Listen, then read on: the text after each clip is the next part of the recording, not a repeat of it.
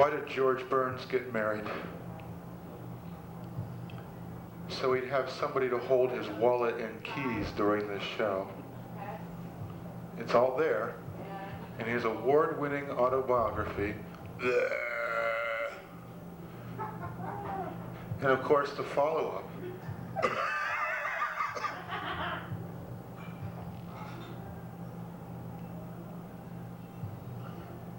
I'm the wrong hero.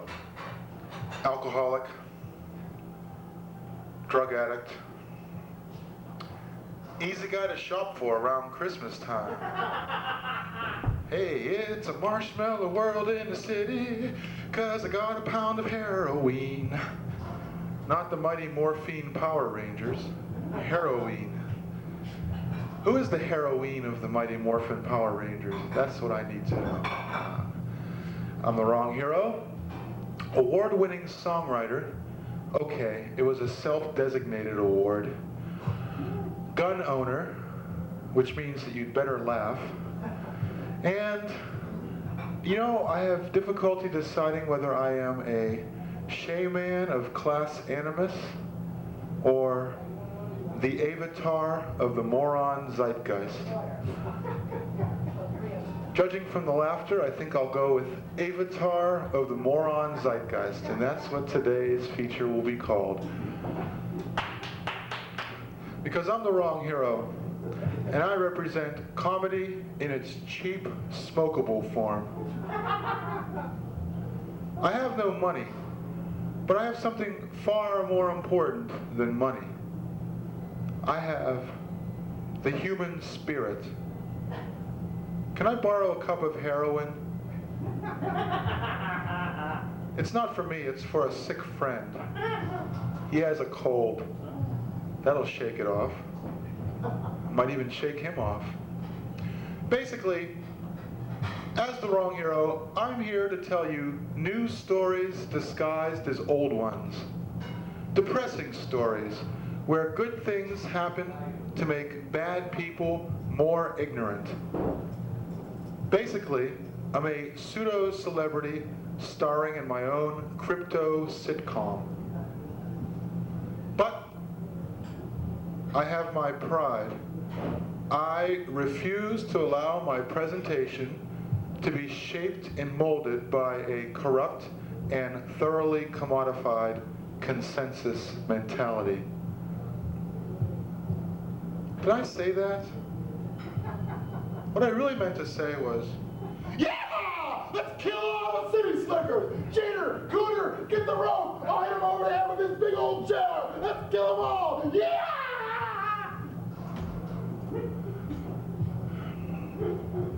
Well, the GOP got elected, and it's funny about the GOP, but the only poor person they seem to like is Jesus.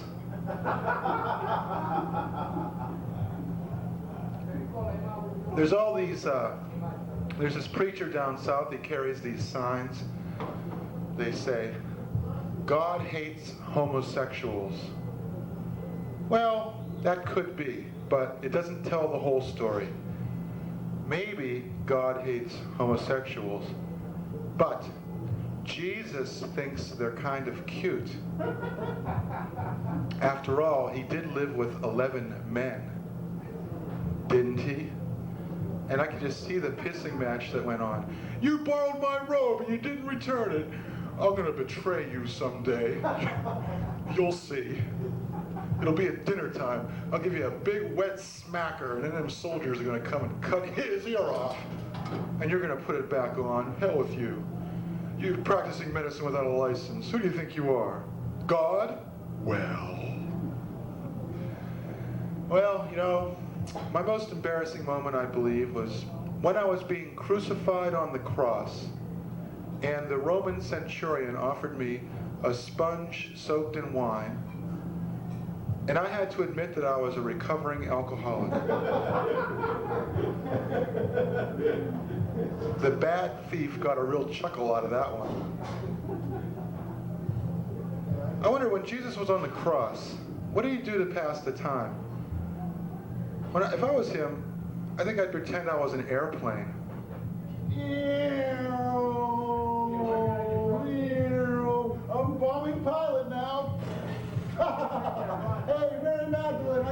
house from here. What are you doing? When I was growing up, I was confused. I constantly confused the sacred and the secular. For example, I used to confess my sins to Santa Claus and ask the priest for presents. Always confusing the sacred and the secular. I used to sing this little song. Jesus the snowman, he'll be back again someday. Yeah, growing up, you know, what did the soundtrack for growing up during Christmas? Basically, it was Christmas carols and big band music. And you know, I came to a funny conclusion. Big band music is the soundtrack for alcoholic World War II veterans.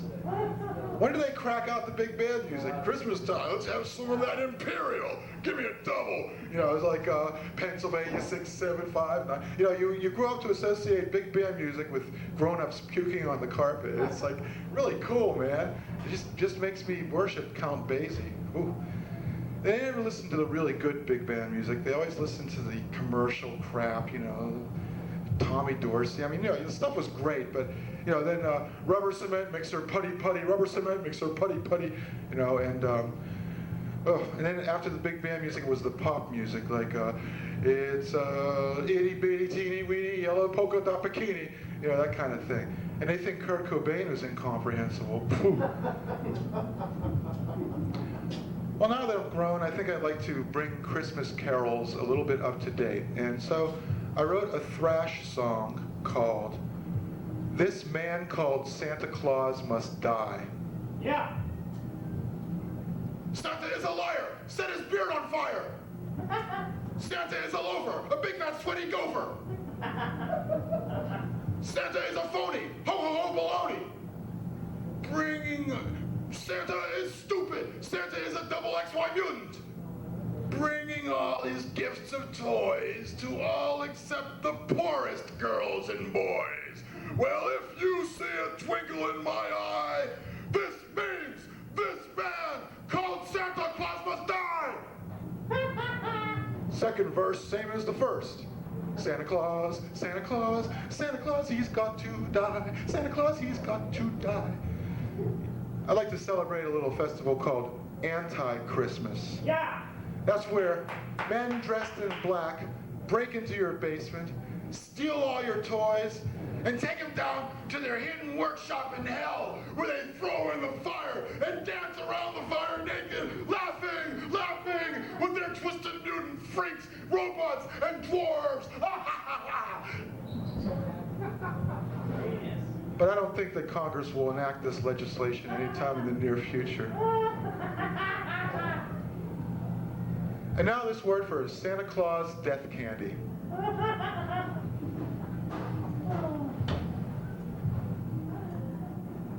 Buy it, or the fat man dies.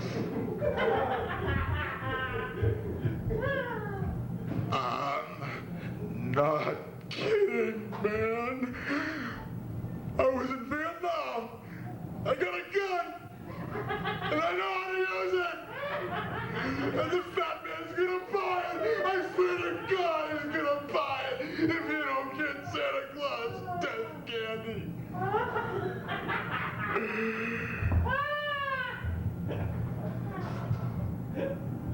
Round about Christmas time, I like to think of our four-footed friends. So I give my dog a little treat.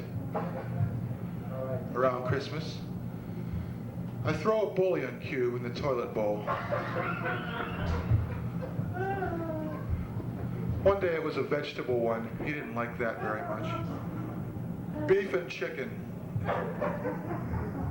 Skip the veg. Skip the veg. Oh. Because you know, a dog is man's best friend. It's true. And I'll tell you why. All of my best friends piss in the corner. All my best friends kill chickens. All my best friends fuck in the streets. All my best friends roll around in their own filth. my best friends vomit kibbles and bits onto the linoleum. And most of all, the reason a dog is my best friend is because all of my best friends beg for treats with their genitalia exposed.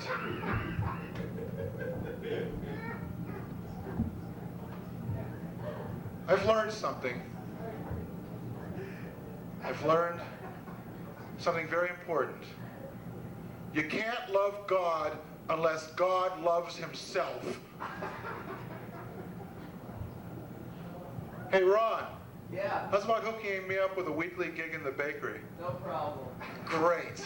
You're a great guy. I feel better already. Now I can stand up and live up to my heritage as a ranter.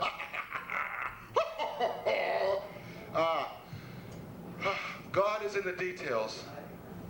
And I wish you'd get the hell out of there because I've been waiting for 20 minutes and my kidneys are starting to sing, "Anchors away, me boys!" You know?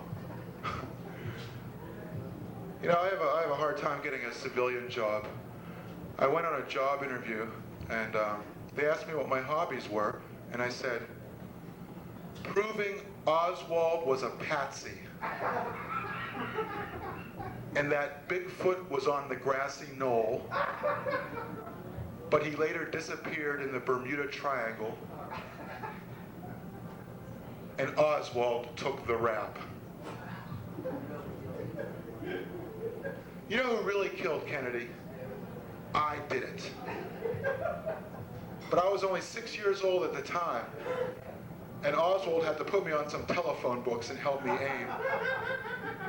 That Marciano bolt action was a little too tricky for my little pudgy fingers. Oswald just pulled the bolt back. There you go, Sonny. Just squeeze that trigger. Squeeze it with your fist. Ah, poor Oswald. To be named after a rabbit. You know, yeah, I went on that job interview I was telling you about, and they asked me what the best job I ever had was. And I said, oh, that's easy. Throwing gasoline onto fires. Actually, it was more like a hobby. And I have the scorched eyebrows to prove it. Hence the mask. Finally, they asked me, do you have any questions for us? We've been asking you questions. Do you have any questions for us? And I said, yeah, just one. When can I start collecting unemployment benefits?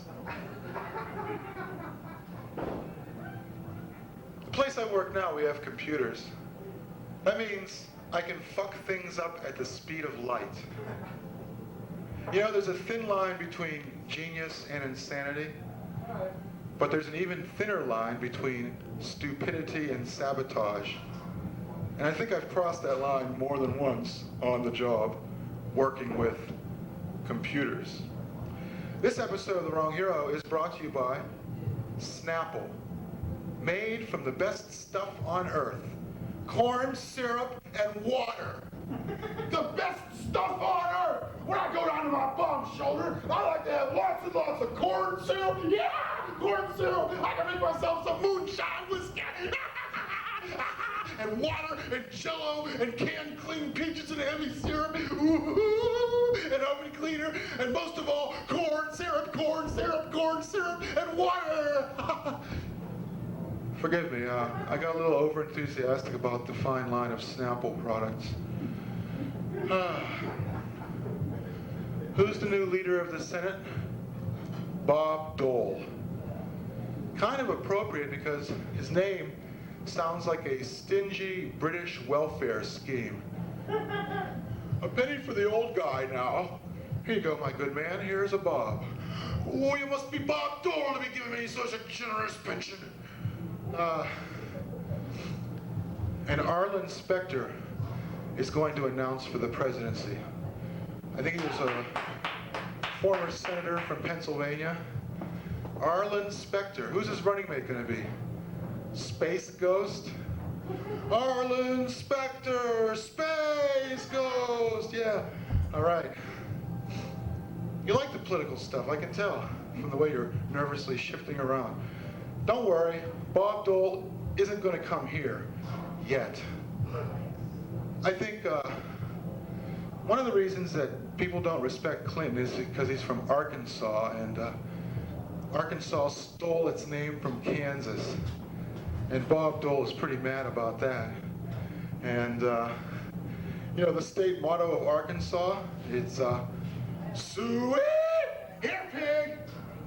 But they are thinking of changing it to, yeah, let's kill all the city slickers!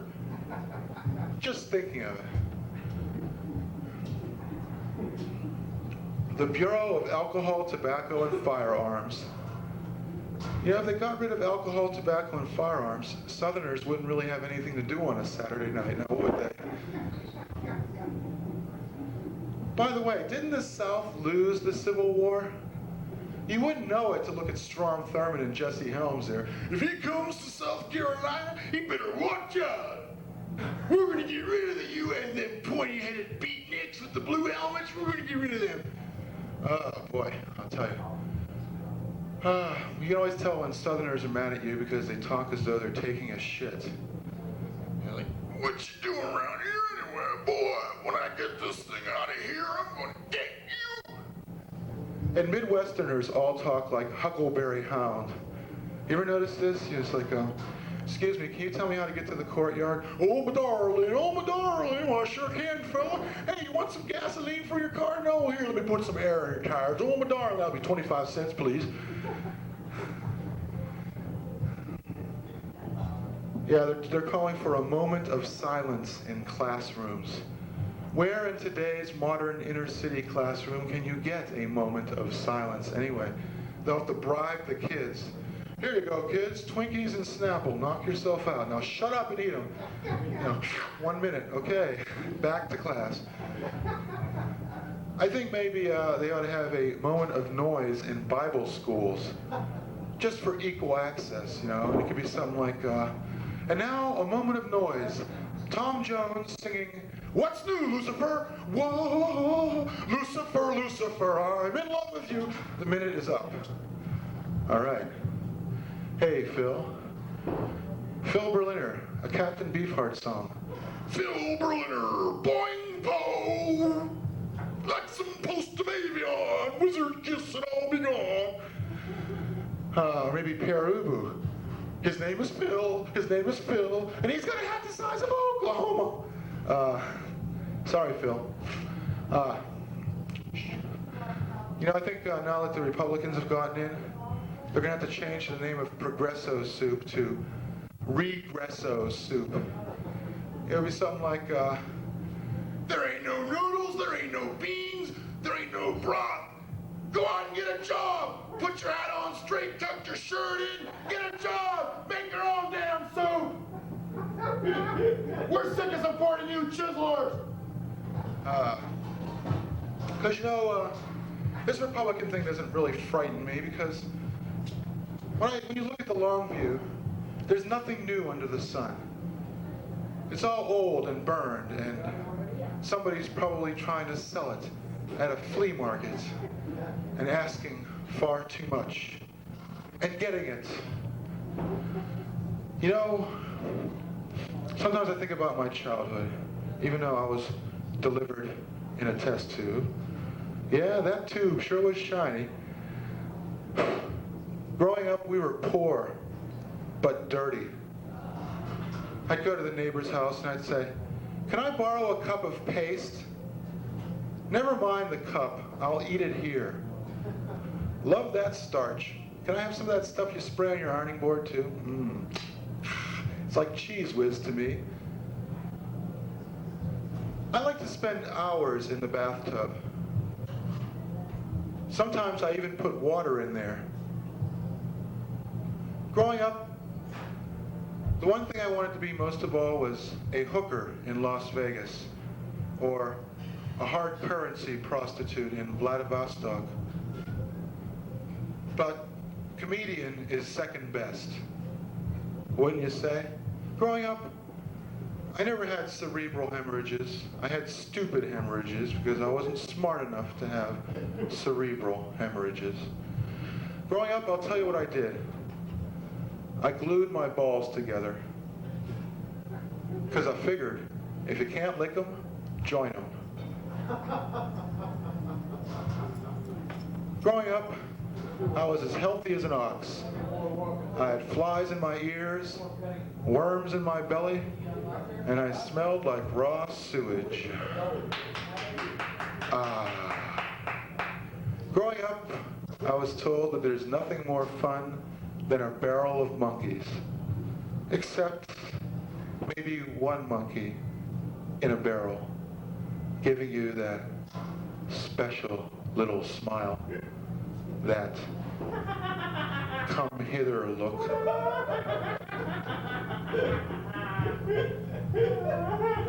And then I moved to Montana, where the saying was, there's nothing more fun than a barrel of sheep, except one sheep in a barrel, holding out the woolite, inviting you in for a drink.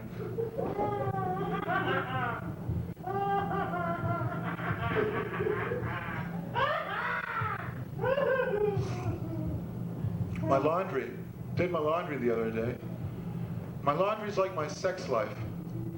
Happens twice a year, weighs 200 pounds, costs $20, takes 12 hours. Yeah. Some people say the wrong hero is a boulevardier. Others say he is a sophisticated sex maniac. You be the judge. The Pope said that drug addiction is grounds for divorce. The wrong hero says marriage is grounds for drug addiction. So take that, ill papa. Broke up with my girlfriend, but I did it in a very kind way. I said, whenever I make love to you, I see God. And he told me to stop going out with you. I have a message for the children. Kids, give me money. You're just kids. You don't need it. I do. My dad was a hippie, and he used to say to me, son, I'm going to have to teach you a lesson I'll never remember. Don't know if I'm going to have children of my own, because children make me nervous. They're always going, look at me, look at me, look at me, look at me, look at me, and I'm always going, no, little puny earth man, look at me. I am the apotheosis of alienness. All my friends brag about their kids, how smart they are, how good looking they are. I don't have kids. What do I have to brag about? I left some ejaculate on a handkerchief last night, and it smelled like a petunia. Yeah, all my friends, their kids gather around the Christmas tree on Christmas morning. I have to line up my handkerchiefs on the Christmas tree in the morning. Try getting them to sing It's a Marshmallow World.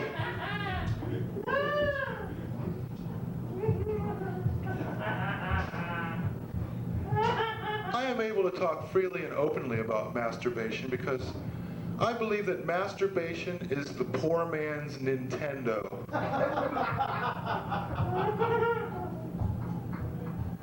And now, in honor of the festive Yuletide season, I'd like to do Christmas carols as sung by cats.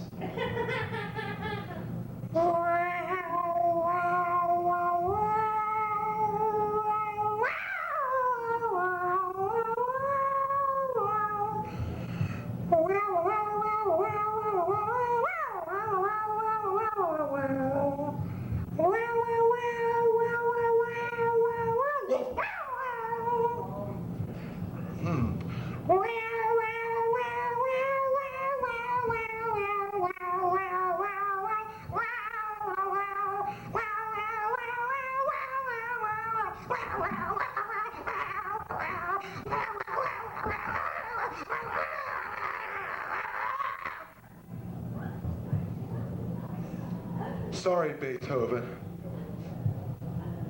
Now, if you have any comments about my show, write them on a $20 bill and see me afterwards. Because I am the wrong hero, citizen of two worlds, interpreter of neither.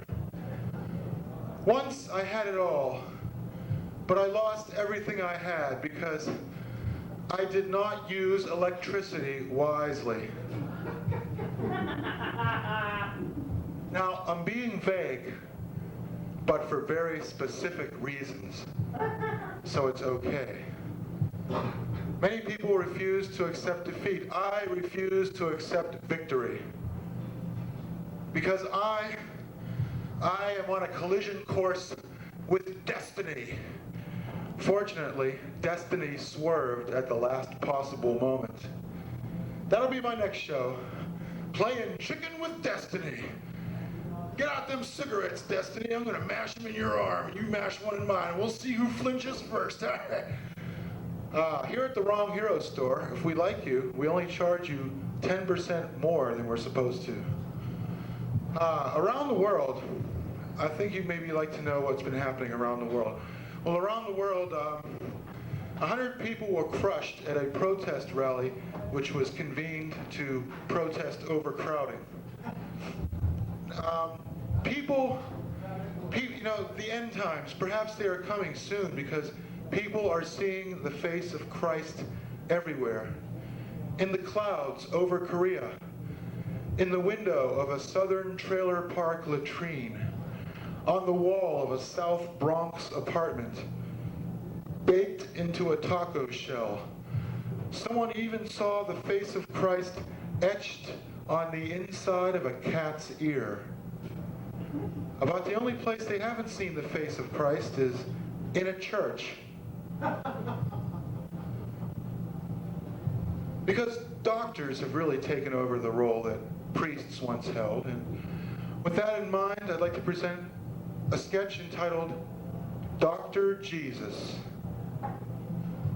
This heart transplant's going really shitty. What do? We'll call Dr. Jesus. Paging Dr. Jesus. Paging Dr. Jesus. Dr. Jesus here. We're having trouble with this man's heart. Here, take mine. There you go. Good as new. Just call me when you get the new one in here, because I'm going to need it pretty soon.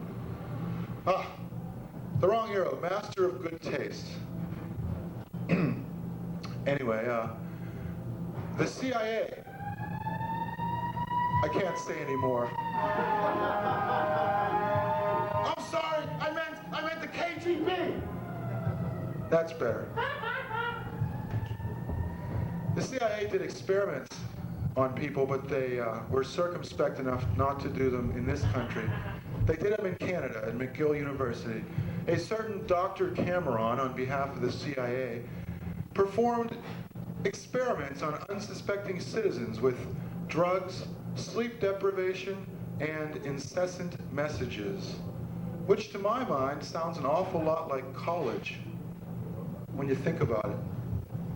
Well, they're always ranting about the CIA, but there's bad apples in every profession, like lascivious psychiatrists. Tell me about your childhood traumas, then take your shirt off. Indifferent doctors. Well, I'd like to suture you up, but my favorite soap opera's on, General Hospital. See, I work in a private hospital, and so I like to hang out with the generals every now and then. Indolent postal clerks. My mail took 5 days to go across town. Shut up or I'll burn this one. And I will. Bill padding mechanics. You know, my license plate reads sucker. And it saves me a whole lot of dickering when I pull into the gas station for an oil change. You know what I'm saying? They see that license plate, I don't even have to say anything to them. I walk into the place, my head looks like a giant lollipop. Here, sucker, let's go get him. No, I want him. It's my turn this time.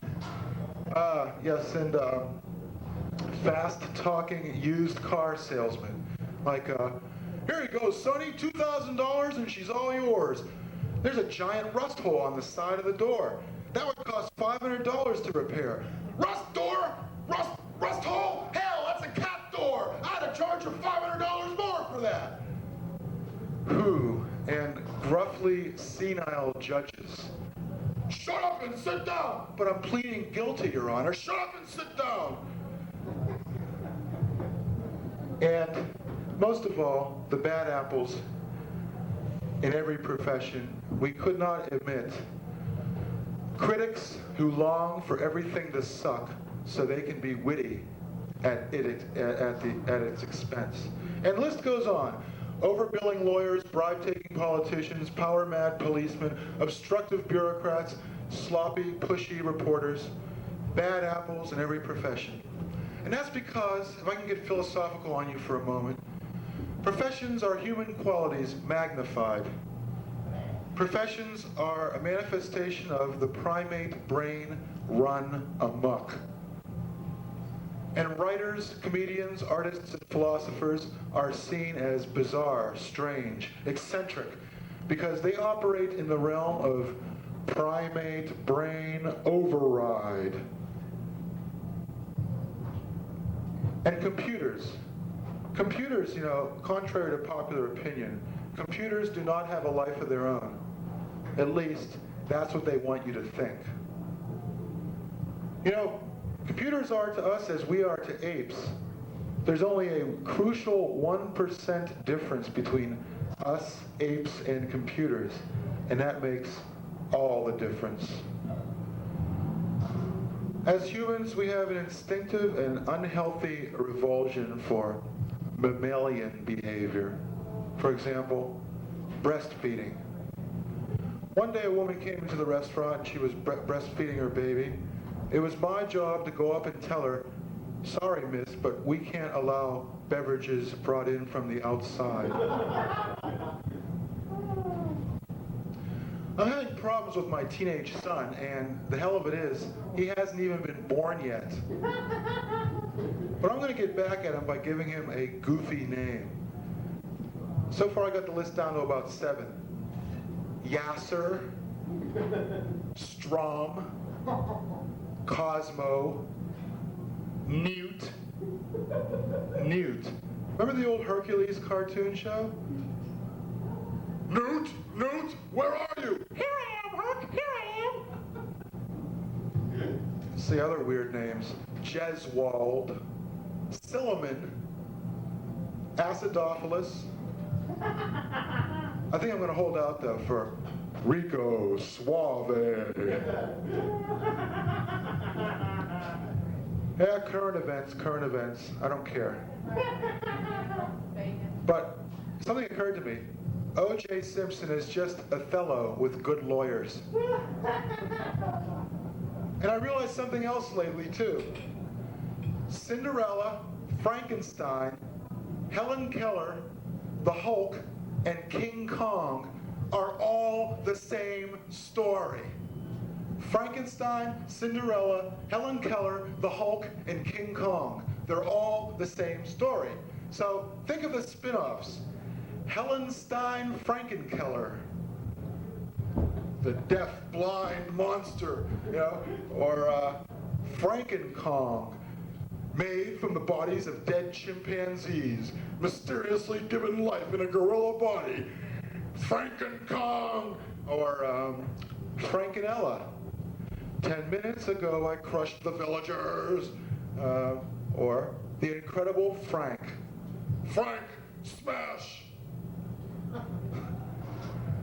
I have a question for you. If music is the food of love, then what is mathematics? Indigestion? Just thought I'd ask. Cerebral humor. Cerebral. What does that mean? I don't know. Die. I just pretend to be stupid, but actually it's to hide the fact that I really am stupid. And now, situationist nursery rhymes. The Situationists were a group formed in May of 1968 in Paris, France, who were basically more radical than any liberal or communist has ever been. Sort of like the free speech movement, but much more radical. So the Situationist nursery rhyme for this week will be Jack and Jill. Jack and Jill went up the hill, and Jack, as usual, preceded Jill because of the hegemonistic reign of patriarchy. Jack fell down and broke his crown, which is actually symbolic of the smashing of the state, which will someday happen because there is no such thing as a halfway revolution. And Jill came tumbling after, once more secure in her somewhat subordinate role as a mere accessory to the desires of the patriarchal and hegemonistic Jack. I told somebody that advertising is just pornography with good PR, and they came back and said, advertising gives pornography a bad name. It's so true. It's so true. What a world we live in. What a world. The Democratic donkey is going to become the Democratic mule, and the Republican elephant will be the Republican Tyrannosaurus Rex. In the 1960s, we had the Great Society in full steam. Now we have a society sleeping over steam grates. I remember as a boy hearing a train whistling in the night, far off, going to places I only dreamed of venturing to. A train whistling in the night, probably whistling because it was a girl train, and it didn't have a locomotive. It was saying, I think I can, fail. That was my train whistling in the night speech. You know, Bill Clinton, poor Bill Clinton, he got elected to the presidency and he really fumbled. It's sort of like getting into Harvard, taking all the most pointless courses and flunking out at the end of your sophomore year. He's looking less and less like Harry S. Truman and more like Andrew Johnson. Insomnia, overeating, and indecision. I have these problems. Maybe I'd make a good president too. I don't know. And the GOP, I'm not trying to say they're vindictive, but they want to take Roosevelt off the dime and replace him with Tom Dewey. Know what I'm saying? I want to do this movie. It would only be 3 minutes long. Some guy would get knocked out towards the end of World War II. He'd wake up 50 years later. First thing he'd say as he got out of the hospital bed would be, I must know, Hitler lost, didn't he? Didn't he? Didn't he?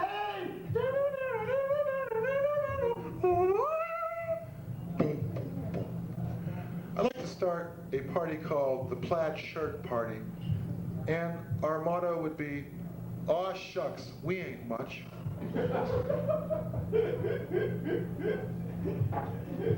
And we'd like to hold our first political convention in Modesto, California. Named after a man so modest he didn't want the town named after him, so they named it Modesto. Every now and then I like to patronize members of various ethnic groups, but I'm the only person in the world who will ever admit it. For example, I'm half Italian, so that gives me full reign to patronize fellow Italians. And the way I do it is very subtle and yet fascinating at the same time, even if I do say so myself. I walk up to an Italian and I say, I'd like to thank you people for inventing pizza, the mafia, and tortellini. As a representative of your kind, I would like to thank you and shake your hand and maybe give you a little hush money so you won't kill me in my sleep.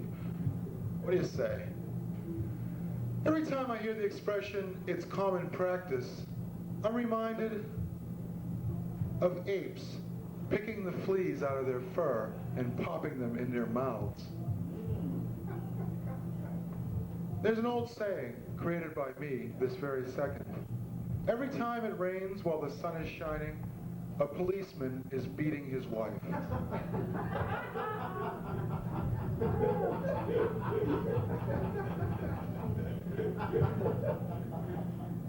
Hillbillies have gotten a bad name in the press. But you know, there's an awful lot of college-educated hillbillies. I think you could call them erudite hillbillies. For example, they say, yee-haw.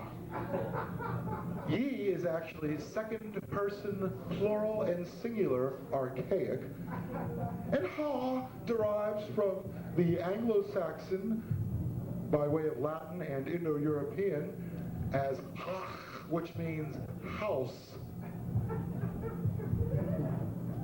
The erudite hillbilly. Well, I was selling encyclopedias to unemployed steelworkers in western Pennsylvania in 1973, and that right there is the start of a whole new routine, which I won't have the time to finish. But I will mention one thing. Every time one of us made a sale for the first time, the group leader would say, "Well, you broke your cherry." In other words, you fucked somebody over, big time. One day, a dog was barking at me, and I screamed at it to shut up, and an enormous fat woman came out and said, Don't tell that dog to shut up. He lives here. and I said, "What do you mean? I'm a human being. This is a dog. Are you crazy?" And her husband came out and said, he was even fatter, Don't you call my wife crazy. and they both came running after me, but of course they weighed about 1,000 pounds between the two of them, not counting the dog, and I weighed about 110 pounds. So I easily got away, but it inspired me to write a song called "Don't You Tell My Dog to Shut Up." My dog is barking, he's a good old pup. Don't you tell my dog to shut up. If you're feeling sick, like you want to throw up, please don't wipe it on my good old pup. 'Cause my dog is barking, he's barking round. Don't you tell my dog to quiet down. 'Cause my dog is barking, he's a good old pup. Don't you tell my dog to shut up. One more question before I go. Does anybody here laugh through their noses? No? Good. Then you will be allowed to live. I'm the wrong hero. Good night.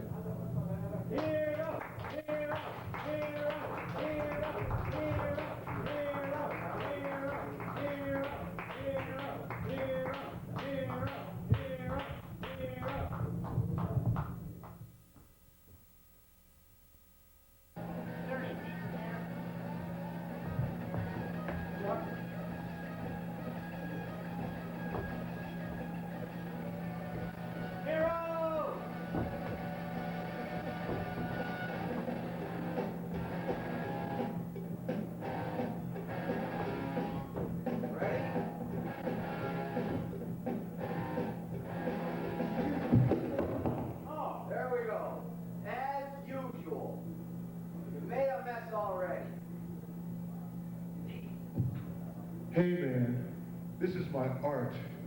Don't fuck with me. I'm the wrong hero. When I get my breath back on the stage. Where's my coffee? I'm not human until I've had my coffee.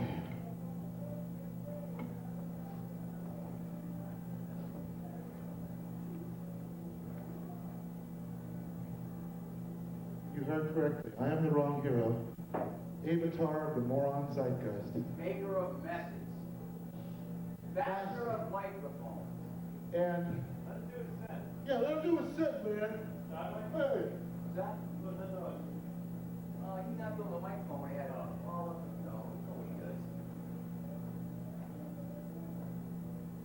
That's great, you know. Christ is like being crucified. Hey, what's that noise? Oh, it's a centurion hammering the nails into his wrists, you know. It's cool. It's funny how people like to read stuff out loud. McDonald's, open 8 a.m. to 9 p.m. Like, by reading it, they sort of validate it. That's why I am, in fact, the avatar of the Moron Zeitgeist, bringing you quality television, the content of which I alone control. As I prepare my penultimate show at the Middle East, I wonder, what sort of message should I send? Goodbye, cool world?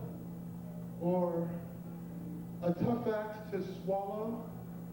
Or perhaps my motto should be, The wrong hero is a crazy fool talking stupid nonsense. Well, no longer will I address hordes of voracious humans whose appetites I spoil with my pithy gems of scintillating wit and philosophical conundrums. Things like, you pumpkins cause chaos. You should go home. Some have said I am a sex-hungry love rat. Others say my name should be King Poverty. Some say I am an impoverished vagabond who uses highfalutin jargon in a misguided attempt to appear erudite. Others say, you're fucking dumb. But that doesn't bother me. In fact, there are only three things which interest me: my paycheck, O.J. Simpson, and Nookie. Let's talk about O.J. Simpson. You know why O.J. was like fleeing in the white Bronco? He knew who the real killer was, and he was in a mad race against time to find him. And then the police had to come and interfere, throw him in jail. I can see him in the cell now. Let me out, you fool! I didn't murder my wife. I don't care. Well, it's really too bad. Now he'll never have the chance to prove that it was an exact look-alike with the precise same DNA as himself, who actually committed these horrible slayings. Well, the O.J. case teaches us one thing, it's this. Celebrities like me want you out of their way. We want you out of our way. Don't sit in our VIP lounges at the airport. Don't drink from our drinking fountains, because we want you out of our way. But I do have high hopes for you. May you also be a celebrity, even if it is as El Batman at a donkey show in Tijuana. I'm the wrong hero, but you can call me Mr. Policeman. Do you like the sound of that? And by the way, it's a good thing to call any peace officer when you happen to encounter him. What you starting me for, Mr. Policeman? Now because they like to hear themselves referred to by their occupation. People just enjoy being called Mr. Garbage Man and Mr. Flight Attendant and Mr. Soundman. In fact, I think in one of the Sweden or Denmark or one country like that, it is commonplace to refer to people by their occupations. Mr. Buttboy, Mr. Barfly, Mr. World War II veteran who listens to big band music at Christmas time and throws up on the shag carpeting. They enjoy this. I think you should feel good about yourself because you're in the presence of great art. I increase your levels of endorphins and serotonin and make you want to live. And it's all the stranger because the only thing I have in common with you is the common cold. And if I find out who gave it to me, I will return the favor tenfold. I've lived a long and fruitful life, and I think I've finally discovered the reason behind something which has been baffling men since the dawn of time. Christmas is for worshiping gift wrapping, and Easter is for worshiping chocolate. Just to get our priorities straight here. Everybody who thinks that the world is going to end soon, and that is probably a good 20% of the population, everybody who thinks the world is going to end soon also seems to think that they are part of the elect who will go straight to heaven when this event occurs. Isn't that kind of funny when you think about it? Then again, perhaps it's not funny enough. Well, God's in his heaven, all's right with the world, but I can't even afford my subsidized rent-controlled apartment. Well, it's time to rag on Christmas. This is what you came for. Christ was born on Christmas Day. So, a good 9/10 of the Western world gets themselves into a furious lather of commodity fetishism. Just the very thing that Christ himself warned against. You know, the Big Daddy laid it down. He said, a rich man, it'll be easier for a camel to get through the eye of a needle than for a rich man to get to heaven. That kind of deal. But you don't hear very many Southern preachers bringing that one up. Because, you know, they need the money to elect Oliver North to the Senate. Christmas is the day that Christ was born. What about Confucius, Moses, Buddha, Muhammad? I guess they're just bums, right? Just a bunch of shabby hobos. It's the primitive people's religion. Oh, how déclassé. Lao Tzu, get thee behind me. I think we should be celebrating the real icons of the Western world. People like Dr. Smith from the Lost in Space show. I mean, now there's a King Vitaman. What about him? Nobody celebrates his birthday. John Wilkes Booth. Somehow he gets forgotten in all this hubbub and turmoil of the festive holiday season. And Judas. Nobody even talks about the day he died, let alone his birthday. I mean, the Christians all act like everybody who doesn't fall in line with their way of thinking is, in fact, a Satan worshiper. So how come there isn't a bunch of cultists out there who worship Judas and celebrate his birthday?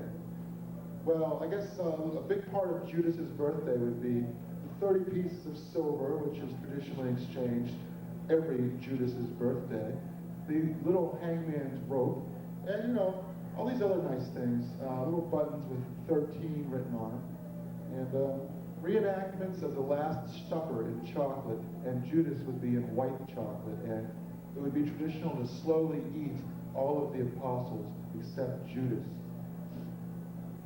Well, gee, that's just really too bad. But I can get away with saying stuff like this because God is the author of what I say. I don't think of these things myself.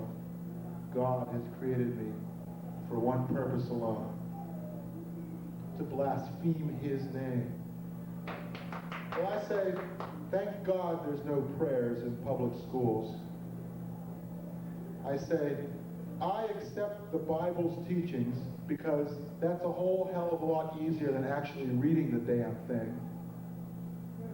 I say, God keep you, my friends, because I don't want you. I've lost my faith in science. I used to have a subscription to Scientific American, and now I subscribe to a little publication called Superstitious Caveman. I just got the latest issue, dated 1 million BC, September 23rd, and has some great headlines like fire, bad, and sacrificing your eldest son to the angry sun gods, some do's and don'ts. Mesopotamia on 3 parsecs a day, and amusing things like that. My idea of fun is to go into a zoo, break into the bear's cage, and lick honey off of a bear cub's snout. Try it sometime. I'll be there with the camera. I hope you don't mind if I don't try to stop the carnage, but I want to get this all on film. Oh, is that it? Is that what's causing this annoying low-level hum? Oh, your knife. Oh, okay. Well, I have my own Swiss Army knife. The blade is dented and chipped off because I tried to fix my Hyundai with it. And, but nonetheless, I don't need your knife, okay? I gave my hamster a Mother's Day present, but unfortunately, she had just eaten her young. Don't you hate it when that happens? I had to take the present back. My car turned 16 the other day, and now it's got its own driver's license. But it's not allowed to go out after dark unless I'm in the passenger seat. You ever notice when you're stopped by a policeman, you get the crazy notion in your head that somehow, if you drive more carefully while pulling over for him, if you put on your turn signals and slow down to 5 miles an hour, he'll let you go because he sees how carefully you drive when you're not, in fact, being observed or when you're being observed. That's interesting. I suppose if you always drove like that, 5 miles an hour with your turn signals on, you'd probably get arrested anyway, especially if you were on the Mass Pike. Well, you know what the motto of the Boston driver is? It's so many pedestrians, so little time. Driving late at night, sometimes the other cars on the road sound like animals. My car, when it hits about 78 miles an hour, it sounds like a cute little squirrel, and it goes.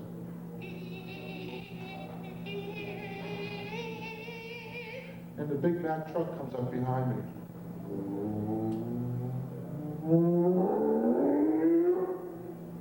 Then it drives me off the side of a cliff. And as I'm cascading over the side of the cliff, I look out the window and I see the cute little Mack truck bulldog, and I reach out a hand and go, doggy.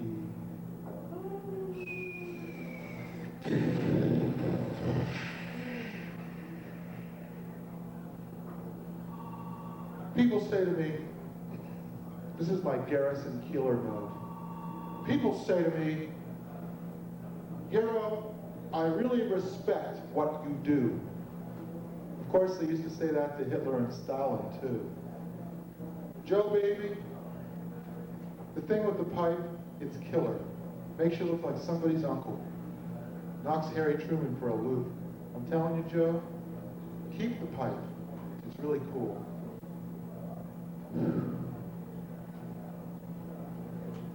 The reason I don't do comedy shows, it's difficult for me to not make fun of whoever the MC is. And that's the one thing that they will not tolerate. There was Lauren Dombrowski. Do you remember her? She was so enthusiastic. She was like a chipper little squirrel. And now I'd like you to do some very big again.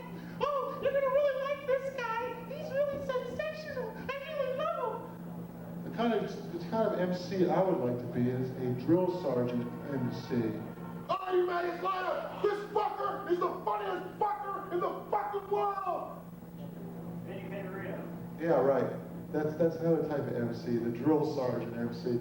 You gotta laugh! I kill you! Yeah, you know, it's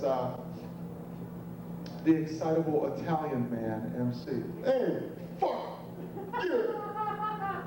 You know, Boston is just so predictable when it comes to comedy. You got the Dago who's clutching his balls. You got this drunken Mick who's like burping every second syllable. And then you got the cute, chipper little female comedian who doesn't want to be called a comedian. She's got to be called a comic because comedian is a sexist term. And she likes to talk about her menstrual cycle and other amusing things like that. You know, and cute little babies and television shows, and on the way over here, a funny thing happened. The same stupid, boring, crappy, cliche, garbage, time-wasting, space-filling persiflage that male comedians use, but with a female angle. Because, you know, what woman in her right mind would go to a comedy club? When you think about it, what is comedy? It's some fucking caveman getting up there with a big handful of steaming shit and hurling it into the audience. Women don't like that kind of stuff. I'm sorry. No, they don't, man. No one does. No one does, but that's what comedy is. It's like somebody who has a sanction to, like, you know, just hurl abuse, basically. Of course, sometimes it's inner directed, but often it's outer directed, if not at the audience itself, at the society, or at the situation, or at distant and inaccessible authority figures who are not affected in the slightest by your rhetoric, like television shows. The height of satire for these people is to mockingly repeat a catchphrase from a television commercial. They think that that's satirical instead of just merely pandering to the basic instincts of their audience. Because, you know, the only thing you repeatedly hear over and over again, now that people no longer go to church, are television commercials. Advertising figures are our household gods. 90% of your hillbillies off in Appalachia know who Poppin' Fresh is. Not one knows who Sophocles was. And it's true all over the country, even in a place like Boston. One time I did a show at Stitches, and the fellow referred to me as an educated man. You're obviously an educated man. The unspoken phrase being, so what the hell are you doing in a comedy club? Then he immediately started talking about how when he hits it big, he's going to go to Hollywood and take so many drugs that they're going to have to stick a bolt in his head. I know, the guy was great. You know, he's a wonderful man. Well, that's basically what our society has devolved into. Commentators who see the necessity to review everything, to make everything that happens into some sort of moral or fable or story. Some things just don't add up as stories, like GATT, NAFTA, healthcare, so they get ignored, pushed off to the side, left up on the shelf. Populism, the Christian right, well, there's not a story in it, then it's not worth talking about, because people's attention spans are very short. I will talk very slowly to you people, so I don't miss anyone. That's what talk show hosts do. You notice that they're on the air for 2 and 3 hours at a stretch, but they leave long pauses between every word they say, because some people don't understand too good, and they tend to avoid words of more than 2 syllables. You might as well be in jail, where avoiding words of 2 syllables is also a very good thing to keep in mind.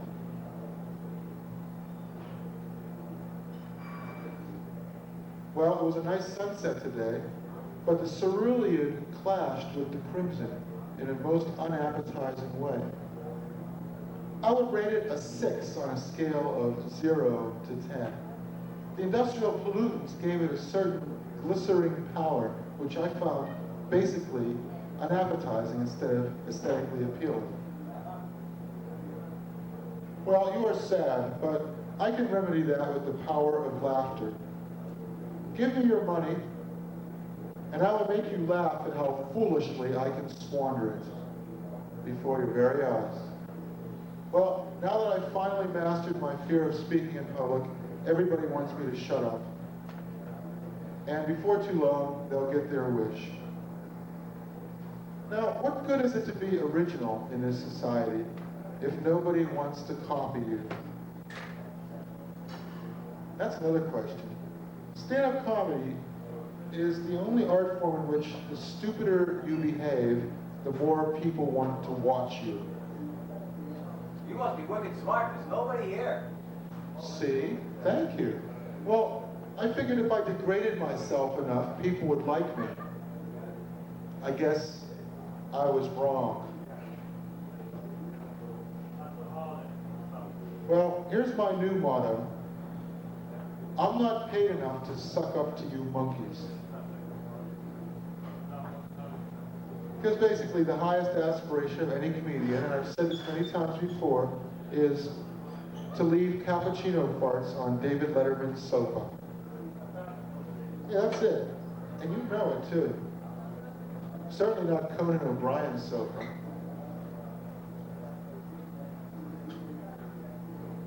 And if you're a comedian, then the best you can possibly hope for in your career is to be doing a show in front of a packed audience, and you look down at the front row, and there's some guy sitting there mouthing the lines, mouthing your punchlines before you even have a chance to say them. That's what you can hope for in stand-up comedy. Well, I'm sober, but I'm going to pretend to be drunk just for a change of pace. Hey, what is this, a gab fest? Girls, oh girls, you can exchange your recipes outside. Hey, I have a recipe for chocolate chip cookies.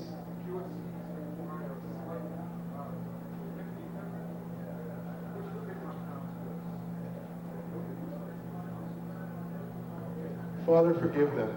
They control the sound, but not the picture.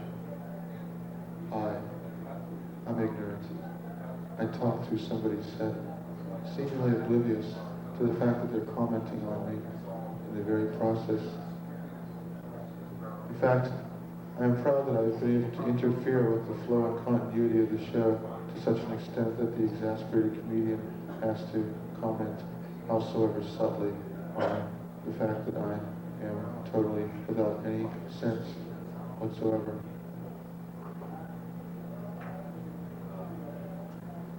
And the more I talk, the more I prove this thesis. I will prove how incredibly enlightened I am by continuing to talk in the same ultimately distracting low level of talking. Well, some people say the wrong hero is schizophrenic. Well, I'm of two minds about that. And I say, it takes two to know one. Now it's time to start spritzing some poison into the crowd. Nice shirt, where'd you get it? The LA County lockup? I like the watch. You know, with a watch like that, it's worth less than $30, so you don't have to turn it in when you get thrown into the slammer. Oh, and you know, it's a good idea to wear Velcro on your shoes, too, so that they don't take your shoes away from you when you end up in jail. There you go, Velcro and laces. But you don't want to wear brand new shoes because the older, meaner convicts will steal them from you. That's the problem with radicals, especially liberal radicals. They see the entire world as a prison. And the problem with conservative radicals is they also see the entire world as a prison. However, liberals feel oppressed by conservatives, and conservatives feel oppressed by the government, which they control, which is kind of sensible in a way, you know. Why, the very thing I control is that which controls me.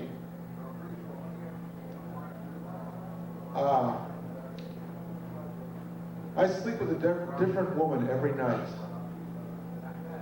Actually, it's the same woman with a multiple personality disorder. One night, kindergarten teacher, next night, foxy whore. Yeah, it works for me, I tell you. My psychiatrist is a German shepherd. Don't worry, they'll stop soon. Your belligerent glaring will be of no effect whatsoever because they just don't understand. It's like, if there were 50 people here, they wouldn't do it, but since there's only one, it's okay because it doesn't matter. Oh, it took you like 10 minutes to figure that out. Come on, we're here to solve the technical problem. Well, doing fucking sign language, Christ, you know, get real. This is like the second to last show I'm doing, you gotta talk through it? What the? Hey, I'm not even gonna show up for the last one. Oh, okay. Well, in that case, it's all right. My psychiatrist is a German shepherd. I pay her $100 an hour to lick my wounds. After I've spent an hour tickling the sores of a fickle mob, I like to go to my German shepherd and have her lick my wounds. Well, there's somebody knocking at the door. I'll bet you they're high on marijuana. You know, people on drugs notice everything. They do. That's why they're so dangerous.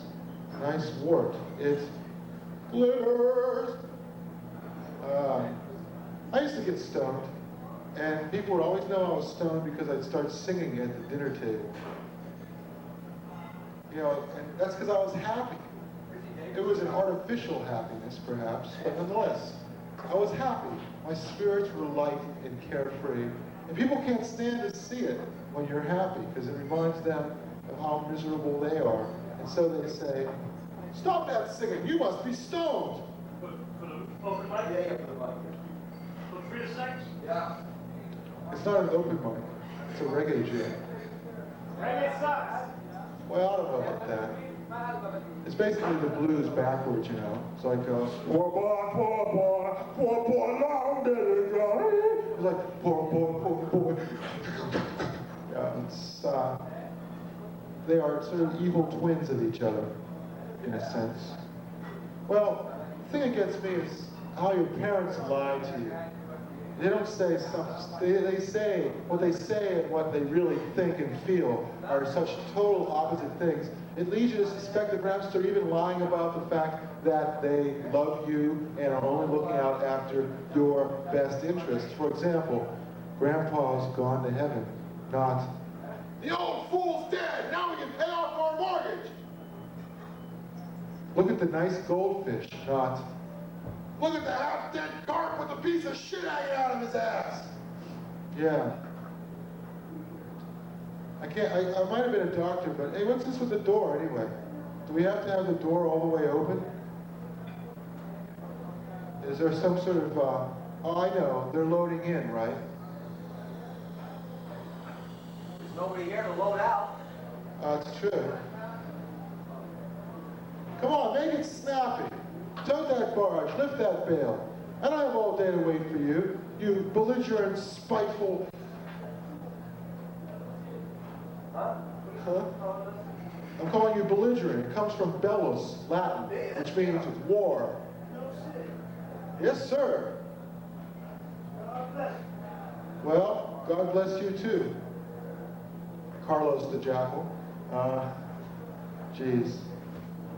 Well, as I was saying, I can't stand the sight of blood, but I love the sight of plasma.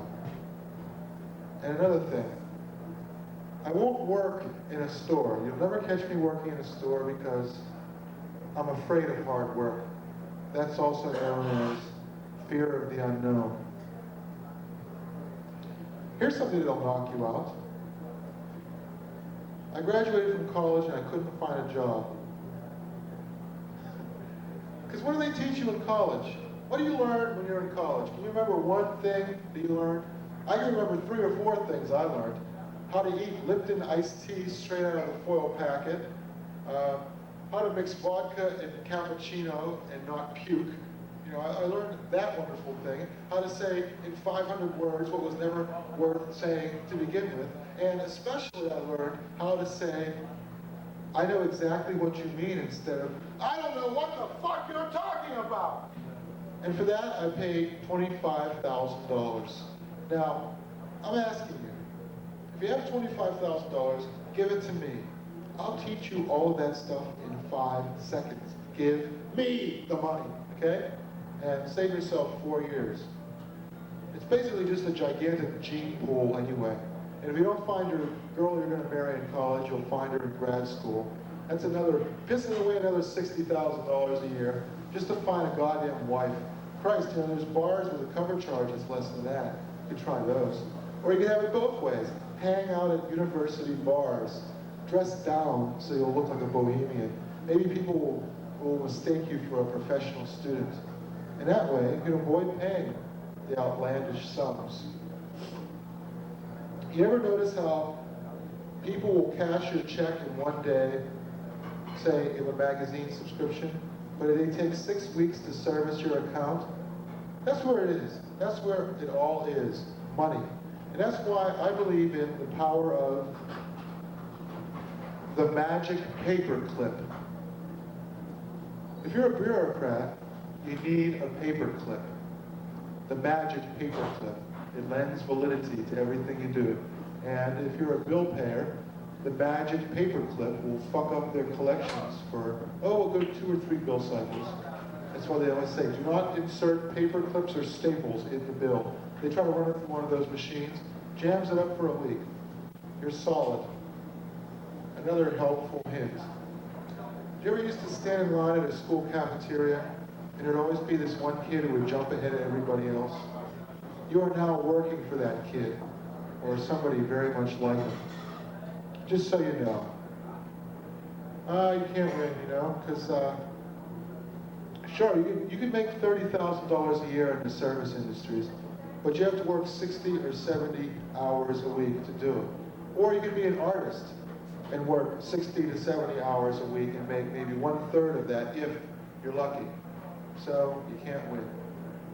You know, they're always talking now about how this is going to be a big service economy and that in the future, the big thing is going to be customer service.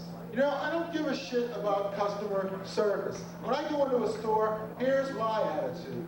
You got the shit I want? Give me! Here's your fucking money.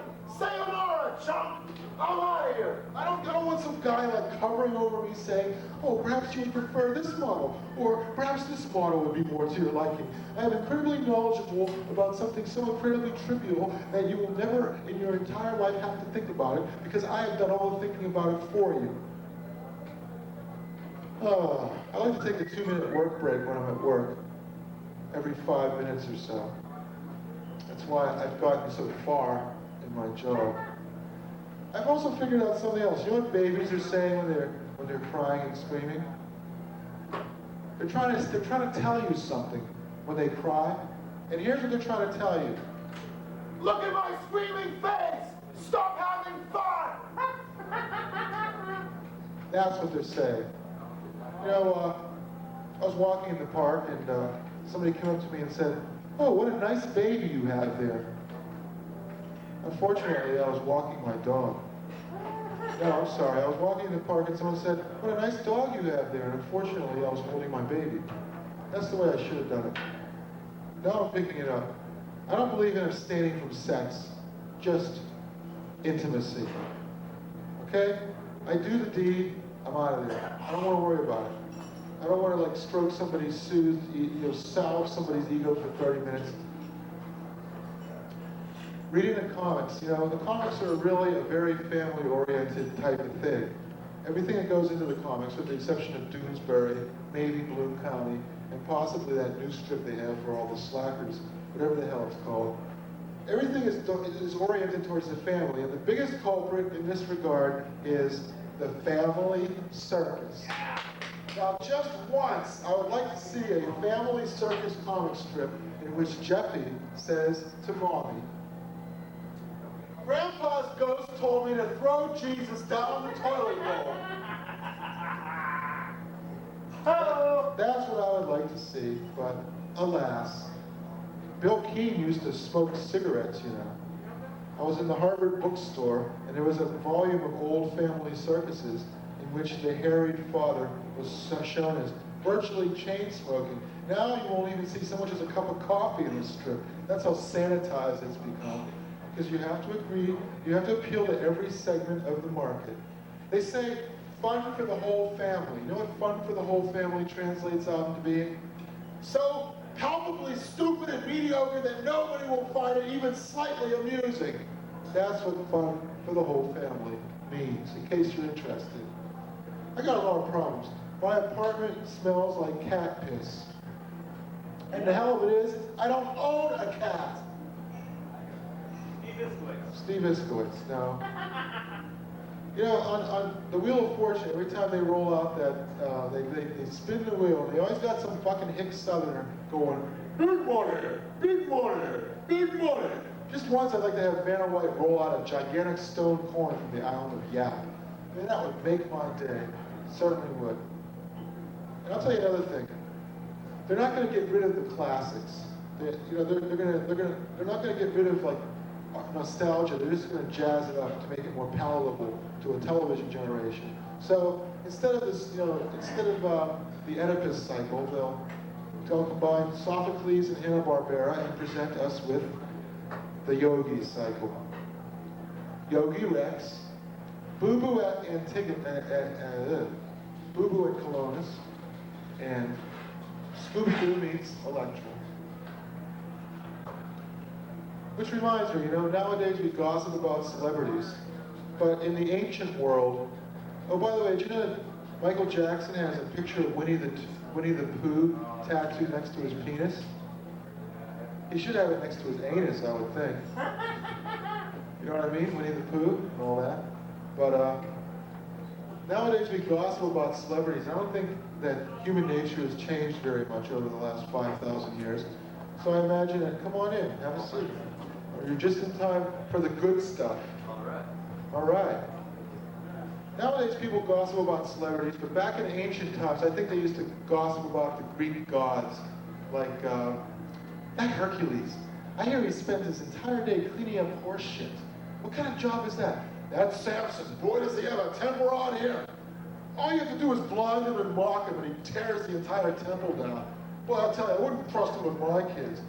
Did you hear about her son? He calls himself a faith healer. He gets people drunk at weddings, and he claims he's God. Just disgraceful. I'm gonna have to talk to Mary about him. You know, it just doesn't work. Well, this Christmas, I suggest you buy multiple copies of my book on shopping addiction. I like to go Christmas shopping with a hand grenade. Try it sometime. And I'll tell you something else too. An apple a day keeps the doctor away. So does a hand grenade. An apple cleans your teeth. So does a hand grenade. A carrot improves your vision at night. So does a hand grenade, damn it. But a carrot improves your vision at night. They always tell you this, but great, just when you need it the most, when you're asleep. Well, I can see that in comedy, it's very important to grab people from the very first word that you say. So here's the first word. Money. Now, sex. OJ is innocent. Call my lawyer. The statute of limitations has expired, so please contact my attorney. That's what I meant to say. I would like to see a routinely profane talk show host on television. Someone who would say, that's some wacky shit, man. Somebody, in other words, who would talk like real people talk when they're talking to their friends. But Madonna tried that. It didn't work too well. I'm thinking of doing the talk show circuit, but I'm going to have to change my name from The Wrong Hero to The right hero. The Almighty Dollar. I could be a Calypso star. What? What sucks? Reggae. Stop saying reggae sucks. I'll tell you what sucks. I'm sorry about this. I'm sorry to use this terrible word. You know the National Enquirer won't even print the word screw? They have 5 little dashes, you know, where they're supposed to print the word screw. So in other words, they'll show you Michael Jackson's genitalia, but they won't print the word screw. That's just wonderful. I love the contradictions of this society. Star Trek, spy movies, Saturday Night Live, and Bloom County are all vaguely masturbatory. I know you like Star Trek. This is something that's bound to offend everybody. The whole premise of spy movies is keeping secrets from women. Freud would agree with me on this if he were still alive. And Saturday Night Live is just so routinely self-referential that it really basically is one hand doesn't know what the other hand is doing. Oh, boy. Well, you know, there's somebody else has probably said this before me, but I'll say it anyway. In America, what is not forbidden is compulsory. In fact, the entire American dream is basically orphans versus mean old men. That's the American dream. When I started out, I didn't have 2 nickels to rub together. I had to rub pennies together. I had to go out in this driving sleet and snow and get soda deposit bottles and cash them in so we could buy one of them little jiffy log things and put it in the oven. We didn't have an oven. We had an easy bake oven. It took 15 years to bake the turkey. We were so poor. We lived in a granite quarry. We had to eat quartz. I got coal in my stocking for Christmas, and that was my present. It wasn't because I was bad. And there was a mean old man, and he told me I couldn't do this, and I couldn't do that. Well, I didn't have anybody to look out after me. I wasn't born with a silver spoon in my mouth, and now I'm going to give back everything that was ever dumped on my head. Because now I'm the mean old man that afflicted me when I was an orphan. Oh, boy. Old people are very wise when it comes to information which is no longer useful. They can tell you how to harpoon a whale, but they can't even figure out how to go, access any sort of computerized thing. It's just one of those paradoxes. Like street names are always the names of features that the streets used to have before they were paved over and made into streets. like Brookline Avenue. Used to be a brook. We paved her over. Now it's Brookline Avenue in memory of that little babbling brook.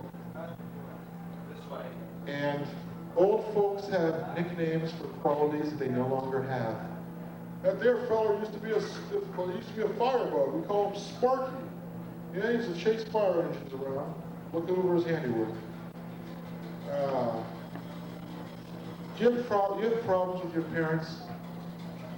I have the opposite of that. I want my weak and indulgent father to act more paternalistic. But whenever he tries, it doesn't work.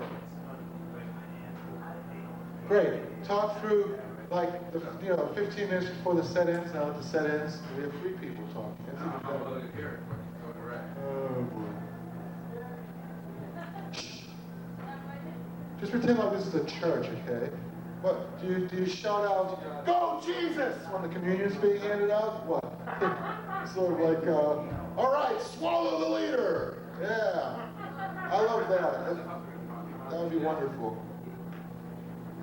My father says to me, parents have no authority to teach their children, and I say to him, shut up, stupid dad, shut up!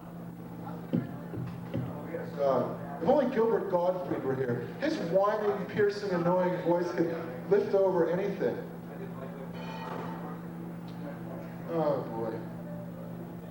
My blood is beginning to boil. Thank you. Nostalgia isn't what it used to be. In the old days, it was safer. Now they have drive-by shootings. In the old days, when you got your head blown off, it was by a very near and close neighbor who you respected. You had standing in the community in the old days. Now, you can be shot in the back at any time and not even know who did it. And it wouldn't even be a bullet from an American gun. That's the hell of it.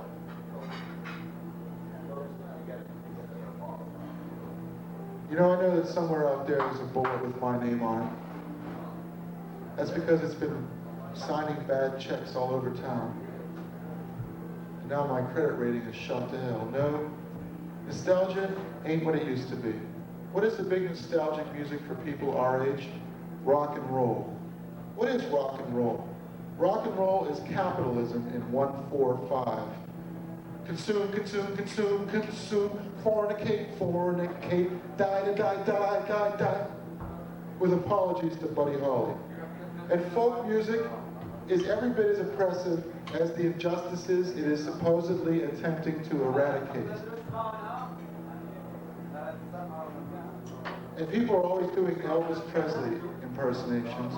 They don't do the Elvis offstage impression though, which basically goes, shit my pants.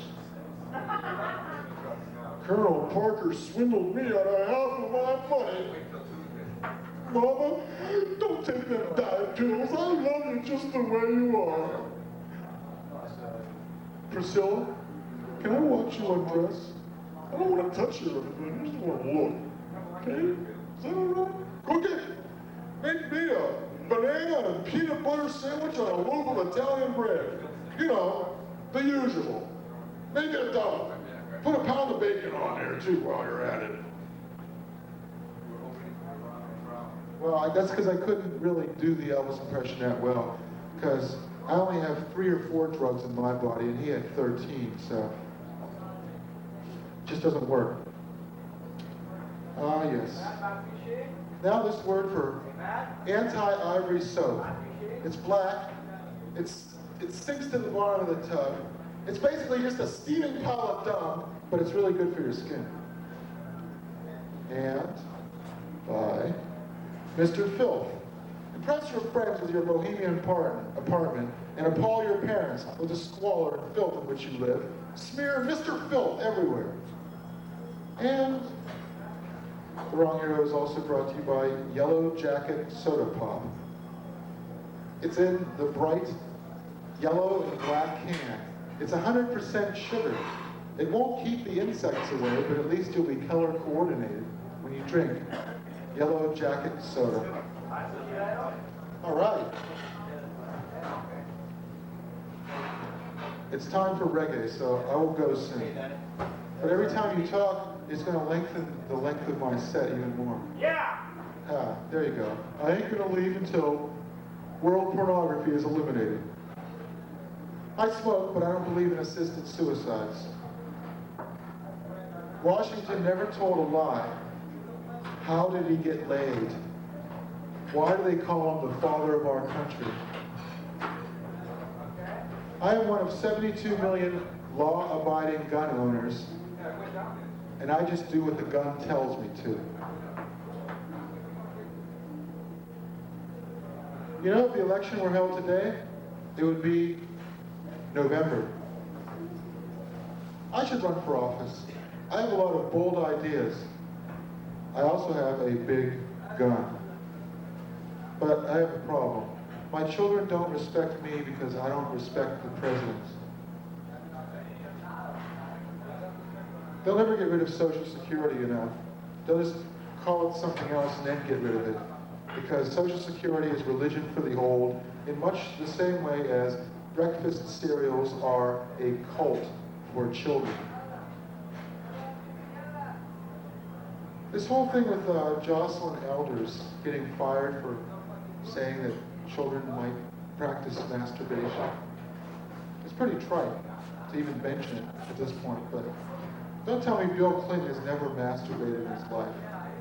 See, the thing is, what happens is, young people always bring out in the open what old people try to conceal. And it goes on and on like this, in a never-ending cycle. 400 years ago, Portugal had the world's greatest navy and was one of the great world powers. Now, they're principally remembered for a type of cheap red wine which gives you the world's worst hangover. So I'm wondering what the United States will be memorialized for 400 years from now. The United States, oh yes, a great empire. They gave us dioxin, styrofoam, and plutonium. All right. I have some horse shit I'd like to sell you, but I prefer to call it chocolate ice cream. That is what politics is. Sliding into shit and smelling like roses. That is politics. They wanted to give me the award for Scapegoat of the Year. They wanted to reward me. They wanted to give me the award for Scapegoat of the Year, but now they're persecuting me because I refuse to accept it. When I go into a restaurant and the waiter tells me his name, I say, "That's very nice. You know what my name is? Feed me and live. I'll fetch my grub. Pronto." You know what I like to do?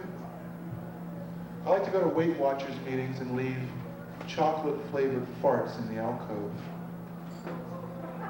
Try it sometime. It's cool. All right, I'm going to wrap it up now with a few bits of advice. Rebel, and that's in order. I am not an animal. I am an insect. A friend in need is typical. Lord, give me patience. Now! I like to keep my nose to the grindstone, which is very good advice, especially if you're Pinocchio. My blood type is B negative. Also, my personal philosophy. I hope I don't offend any of you guys here, but when I was a kid, you know that song, My Boyfriend's Back? I used to think it was My Boyfriend's Black and there's gonna be trouble. Yeah. Man, I'll tell you. Only in Cambridge. Well, I think my house was built on the site of an old Indian village. Do you know why I think that? Because I found a bunch of old army blankets that were infested with smallpox and some peyote buttons in the shape of bingo markers. And that's what tipped me off. Well, humans basically have three brains. They have the reptile brain, the primate brain, and the human brain. In other words, our skulls are sort of like a computer program called Brain for Windows. And there's 7 distinct types of intelligence, of which the IQ test only measures 2, linguistic and logical mathematical. There's musical intelligence. There's bodily kinesthetic intelligence. There's spatial intelligence. There's interpersonal intelligence, and there's intrapersonal intelligence. And if I had more time, I would act them all out for you. Of these types of intelligence, I think I excel in the linguistic field because I have a great memory. You know how great my memory is? It's so great that I remember things that never happened, like having a career.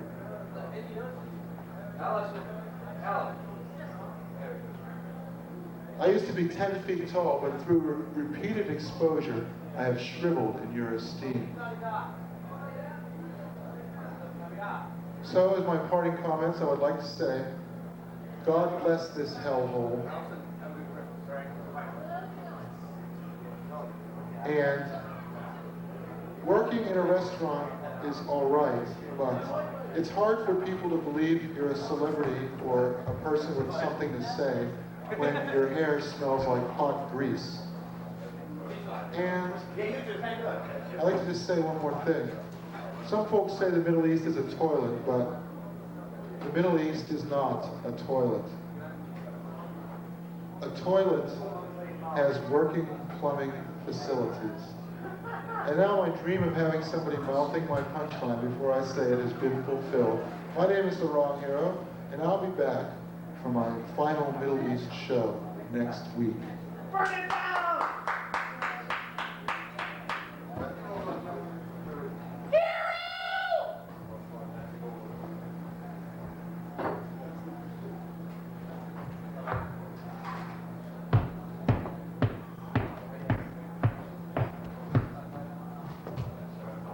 Get the bum out of there! Next week. I'm The Wrong Hero, avatar of the Moron Zeitgeist, and I'd like to share with you a few scenes from American life. Scene number 1. This is how our children grow to learn our ways. Your television is the oracle of Delphi for the 20th century. Your television is chewing tobacco for the mind. So get along, little doggy, get along, because you know that commodity fetishism will be your new home. Scene number 2. At home with the old folks, swapping yarns over the Cracker Barrel at the general store. Never mind that our elders' incredible wisdom about what they should have done when they were young, which they try to pass along to you, is so obsolete because the world is altered ineradicably in the interim. Well, of course, you know that they say, the dog is a boy's best friend, and he can learn a lot from his pet. For example, how to be lovably servile and irreplaceably dependent, and how to take a licking and come back with bright eyes, wagging full tilt for more. This picture illustrates women are the most helpful and yet the most dependent of people. And in fact, their helpfulness and dependence goes together. As a matter of fact, their feigned dependence is the highest form of service to men, for it gives men the illusion of helpfulness and utility, when in fact all they're good for is destruction and fucking things up. This picture illustrates that a woman's nurturing instincts are virtually identical to her impulse to replicate herself over and over again. You might even say that her altruism is in fact the highest form of socially acceptable vanity. But I must say the dog is cute. But why is the boy the same size as his mother? The circus is coming to town. The circus is coming to town. Manic depressive chimpanzees playing handball with their own caca, evil ringmasters snapping whips at critters chained to stakes, and alcoholic clowns falling off their unicycles. Why, the reason that children love clowns is because the exaggerated features of a clown delight children of all ages, because those very exaggerated features are a caricature of their own childishness, improbably plastered onto an absurdly overgrown adult body. In other words, where philosophy fails, neoteny holds sway.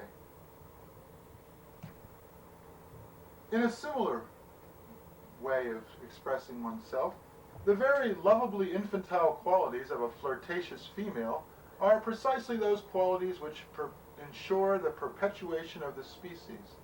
This goes all the way down to the reptile brain, but finds its most sophisticated form on the primate level, where the destruction of vegetable matter is seen as a token of affection. Well, the boy's cute, too. Oh yeah, I'll say. Their vanishing scene from American life. The old fishing hole. Of course, if fish were as lovable as human infants, or even kittens or bear cubs, we would not be able to bear to look at them as they flopped around in a bucket gasping for air. You know, folks say that fish don't feel the pain, and I say, sure, they flop around on the bottom of the boat for fun. What do you think? Anyhow, if fish were in fact more identifiably human, we would not be able to bear to prepare them for the dinner table. In fact, the human brain sees fish as coming from another world altogether, which is not at all very far from the truth. Well, you know, Francis, scientific data shows that fish do suffer. Please call me wrong, hero. Of course they suffer, you fool. What do you think? Just because the fish have no eyebrows and they can't blink, it doesn't mean they don't suffer. We're large, stay in character. Children are the only creatures who have enough energy to run, and yet the adults who feel obligated to supervise them always tell them to sit still, desiring to prematurely age them in the process of ostensibly teaching them discipline. As a matter of fact, someday, science will invent a drug called discipline, whose sole purpose will be to enervate human beings so that they might be easily led. Of course, we already have something like this. It's called television. And the amino acid serotonin seems to have a role as well. Well, that's very, very apt that you should bring that up, because as a matter of fact, I increase your levels of serotonin and I make you want to live. Although gossips excuse their vice by claiming to be interested in the lives of other people, the sole purpose of gossiping seems to be that of making the lives of those who are not like them, that is, the easily identifiable other, into readily defined objects and object lessons. Instant morality. Don't you wish you had a hairdryer like that? Well, I don't know. I'm more like the little boy. I'm more interested in trying to rope a section of the Sunday funnies than in what the women folk have to say. You are unbelievable, hero. Well, just call us Anus and Andy, boss. We do. Singing in unison is a way of worshiping God, but more importantly, it is a non-threatening way of relinquishing your individuality and dissolving into an amorphous wall of sounds and vibrations. And they're a bunch of cuties, too. Oh, I'll say. Well, you know, just as occupations are merely human traits magnified, so those who sing are merely giving voice to the human trait of being able to produce identifiable sounds. In other words, the singer becomes the song in the process of singing the song. Amen. In just the same way as singing makes the singer become the voice, gloating carnivorously over the body of a dead bird in a ceremony of the fixed stare is a means by which we share in our mammalian heritage, ritualistically, to avoid the shame we feel whenever our animal selves beckon to us in a way too strenuous to ignore.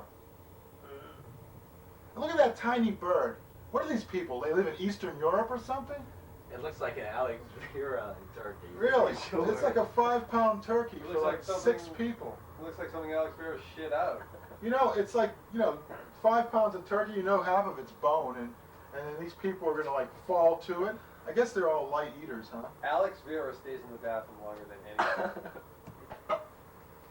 The ritual of having to explain the propagation of the species to our young ones is embarrassing but necessary, since it is one of the aspects of being human we do not, under any circumstances, want to teach them by example.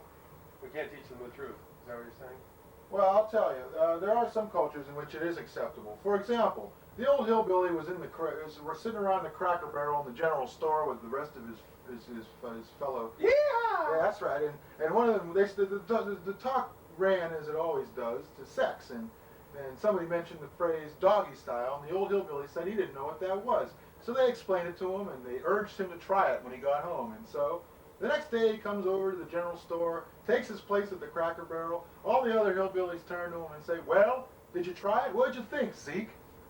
And old Zeke, he ups and replies, I liked it fine, but it made the kids laugh.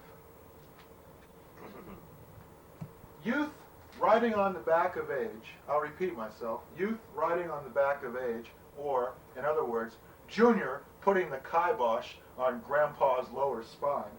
Youth riding on the back of age is as old a story as the beginning of human language, just as the myth of the centaur is a way of visualizing the fact that man subjugates the animal kingdom. If you're going to put your dog, symbol of your animal nature, on public display, at the very least, you feel obliged to clean him in the process, making him as human as possible. Woo! That's right. No. It's the kids teaching the cop that he is a mere automaton in the service of the state, as represented by painting his image on a fire plug. But seriously, creating fetishes of our authority figures is a very human trait, particularly in America, Hitler did it well. where everything which is not forbidden is compulsory. Camping out. Being menaced by bears and porcupines, having to take a shit and wipe your ass with leaves, creating a fire from birch bark, taking 2 hours to do so in a driving rain, camping out. By camping out and putting ourselves at the mercy of elemental nature, we demonstrate how confident we are of our mastery of elemental forces, to which we are little more than an overgrown type of insect pest.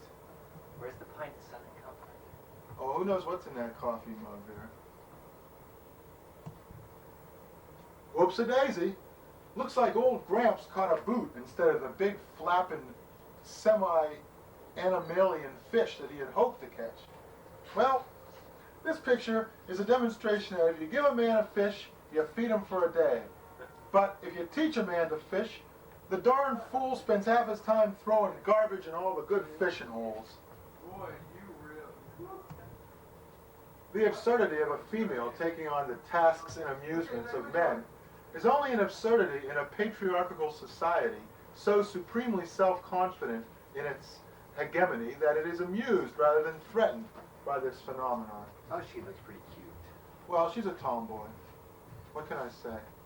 You know, it's like okay to be a tomboy because she'll grow out of it, but the same is not true for the young male of the species. This picture puts us in mind of the dog in the manger story, which, if you've read Aesop, you will be familiar with. In it, a dog which cannot eat hay denies it to a cow, with the rationale that, if I can't have it, nobody can. Now, in America, this story is turned upside down, and it reads, if I can do it, everybody must. Is the wrong hero an Aesop fan? Well, I don't know. It's just an Aesop to the masses. The shattering of an elderly woman's window, her window into the world, by the negligence of an incompetent male fledgling is, of course, the same phenomenon the world over, and serves as a parable of post-industrialism. Rah-rah-ree, kick him in the knee. Rah-rah-ras, kick him in the other knee. Sure that's how the rhyme goes? I think so. Well, it may be futile to be a cheerleader, but it is perhaps even more redundant to be a cheerleader for the side which has already won. I know that these pithy gems of epigrammatic philosophy are really wowing the boys back in Peoria. Did you know that Will It Play in Peoria was actually a sign of the sophistication of Peoria back in the days when traveling vaudeville shows toured the United States? Peoria was a rail terminus, and all of the shows went through Peoria on the ways west and east. But anyway, I mustn't get sidetracked. Well, times change. That's Ron true. Hero. That's true. Now it's the little old lady in Dubuque. You might not know it to look at this picture that it is in fact an indication of the rapaciousness of an inner city culture. However, when you think about it, the rapaciousness of inner city culture comes nearly unaltered from the hijinks down at the farm at the turn of the century, where a sharpened axe does duty instead of a well-oiled automatic. Wrong hero. What was that picture you had of the guy and the chicken? Oh, that. I don't have that picture anymore. Yes, a guy caught in his death rigors fornicating with a chicken. But that's a turkey. The whole idea of a man who is encouraged to break into your house once a year to leave you presents is especially poignant in an age where burglars can break into your home on a monthly basis and take everything you own.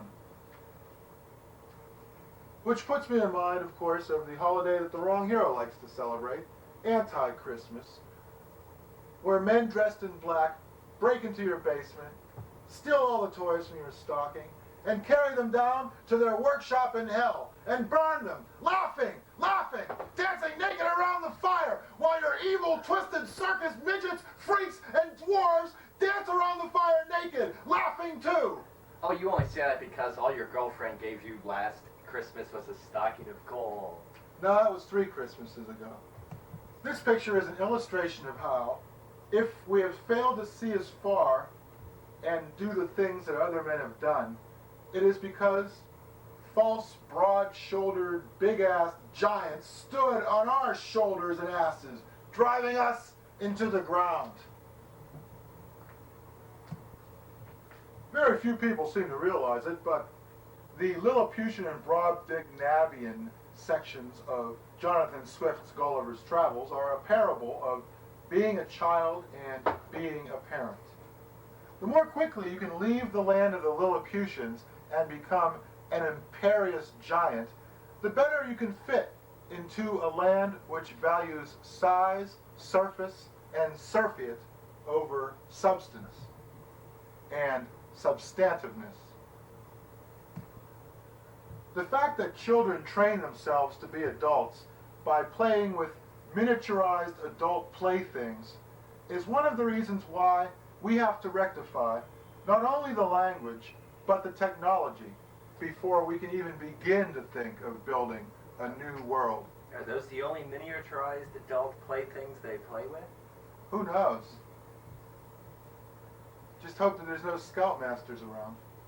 Being taught by obsolescent oldsters to fashion devices using archaic tools and trades is actually excellent training for the time when you are forced by impersonal bureaucrats to stand in purposeless lines to satisfy the dictates of pointless laws passed by superannuated legislatures.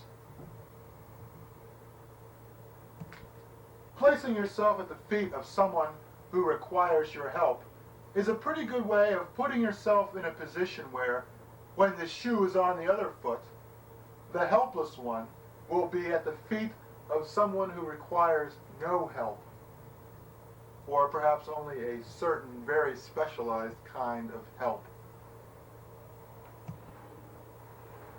Heedlessly leaping into an area where swimming is forbidden, presumably because it is the drinking water for hundreds of thousands of people, harmlessly satisfies the primordial urge to overcome your fear of societal taboos by circumventing a smaller prohibition with little fear of punishment.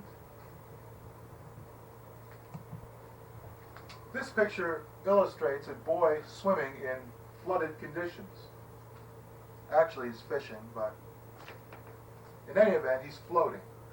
Circumventing adversarial situations with ingenuity is perhaps the premier human trait, although this form of overcoming the forces of nature through sheer adaptability tempts us to think we are somehow greater than the forces of nature itself. A hubris so maladaptive, it could very well lead to our downfall. Strike two, says the umpire. And strike two is perhaps the eternal human condition, since nobody makes only one mistake, but most people are very leery of making 3 in a row. Fool me once, shame on you. Fool me twice, shame on 3. Shame on me. Fool me 3 times and I must be a god-darned fool. Hey, when's the last time the wrong hero played hardball? Hey, I play hardball every time I get up there on stage, boy. Cavemen told stories by the light of the fire while women prepared the food. And here we have an old-fashioned campout on a barren patch of land for which you pay $20 a night for the privilege of squatting on. And you got your own portable cave set up right there, and the fire is different only in degree, and old Dad is singing tales of days long gone by while Ma breaks out the thermos and fixes her family a meal. Her pathetic way of circumventing her mortality and that of her striplings and mate in a futile attempt to feed them and give them sustenance and perhaps sustain them for another day. And it's all futile, all is futility. Yeah. Women who seek to undercut the loud and senseless voices of men quickly learn that their victory is always a temporary one. Putting the bellows on Big Brother's tuba might startle him on a one-time basis. Incredible. Bring him in. Just bring him in for just a quick... He walked right But up it just ain't gonna do nothing in the long run. Look at him. He's... This is an example of the American in his most degenerate and degraded form. He is amazing. I mean... What? I had not been out Gathering before. squashes I am going in the out to face walk of down inclement the weather lights. is not so different from the squirrels who gather nuts to tide them through the winter. But the ceremonial evergreen is a heartening reminder to us that the sun will start to come back out before the needles have even dried out. Incredible. That's unbelievable. Here he goes. Hi, I'm the wrong hero. Am I a Cracker Barrel philosopher for the bourgeoisie? Or am I a shaman of class animus? Probably neither. No, I think my proper role is to be the avatar of the Moron Zeitgeist. I sincerely hope you enjoyed today's presentation. Don't do that. Don't do that. And I'd like to mention our sponsors, Mr. Filth. Mr. Filth, Mr. Filth, Mr. Filth. Now, when you're living in a squalid bohemian pad like the wrong hero, and your roommates get the urge to clean up in your absence, and you come back to a glistening clean kitchen and an incredibly sanitary eating area, and it's so alien and unfamiliar to you that you lose your appetite, what better remedy than to smear a little bit of this shit around? Mr. Filth, Mr. Filth, Mr. Filth. When you smear this crap around, I'll tell you, all the vermin will come flocking back like you're the Pied Piper of Hamlin in reverse. Yes, sirree, Mr. Filth. And when your parents come and they've cut you off because you're not going to be a doctor or a lawyer like they want, but a scruffy vagabond bohemian, the exact thing that they used to always dread would happen to you, well, when you take them to your apartment, and if it's not filthy enough to impress them with the bohemian squalor which you are forced to endure because they refuse to give you any sort of financial support whatsoever, Mr. Filth is worth an entire fortune in daddy's money, all in and of itself. No man in his right mind can see his son living in such degraded conditions when you smear Mr. Filth around and make the place into the ultimate pigsty. 10 seconds. 10 seconds. Well, that's the 10-second sign. Of course, I'm going to talk right through it because I'm the wrong hero, and I don't care if I get cut off in mid-sentence, but on the other hand, perhaps I should draw this conclusion to a close, but the clock is ticking, and so, of course, I am forced to talk in an ever faster, monotonous crescendo of babble and irrational... I'm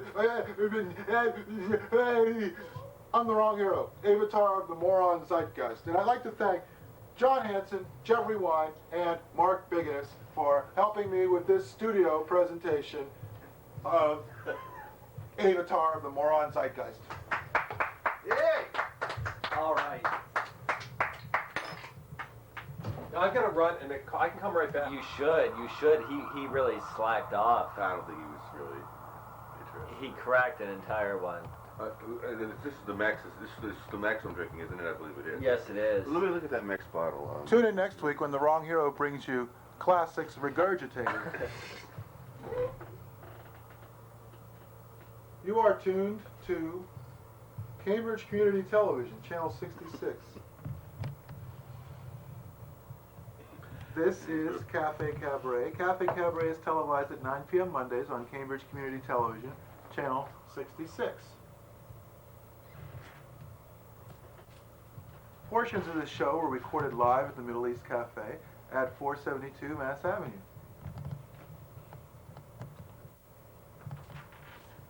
Tune in next week. We heartily encourage you for more of Cafe Cabaret.